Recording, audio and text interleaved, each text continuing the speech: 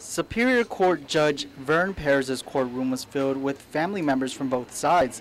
They listened intently to the charges of manslaughter against Jimmy Song. Song sat in a blue button-up shirt and a tie with an interpreter on his right and his defense attorney Randy Cunliffe on his left. He faces manslaughter charges after he allegedly fought with Koo on June 18th in the early morning hours outside the Sing-A-Song Cafe. Koo died about a week later.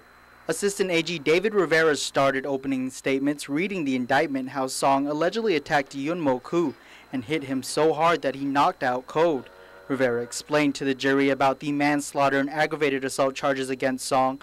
The prosecution contends the evidence will show Song opened the door to the private karaoke room Koo and his girlfriend Sabrina were in.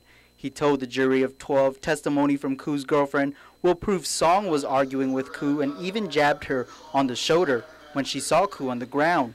He further told the jury the medical examiner will testify that Koo died from massive bleeding in the front of his brain and wrote his death a homicide.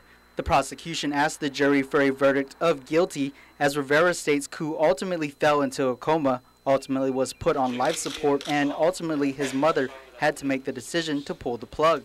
However, defense attorney Randy Cunliffe says the evidence will show Song was initially apologizing to Koo about opening the door to their private karaoke room. He told the jury evidence will show Koo's girlfriend asked Song why he hit him, with Song's response, "Because he hit me first." He also said Koo's girlfriend ran into the bar and grabbed a bottle, then threatening to hit Song with it.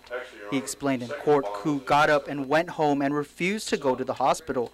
He says Song hit Koo from the front, but also says the medical examiner will testify the head injury was caused by a soft object to the back of his head.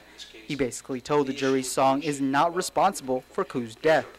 Meantime, the government's first witness was Young-Suk Koo, Yun-Mo Koo's mother, who detailed the memories and accomplishments of her oldest son. Koo's mother dressed in all black today, but the tears began to run down her face when she explained how the doctor told her Koo's brain had been bleeding and there was too much pressure to even go for off-island treatment. She explained each time she would see her son, his condition worsened. On June 20th in the afternoon, she testified her son stopped talking and could no longer open his eyes. Koo fell into a coma. He was taken off life support on June 24th and died.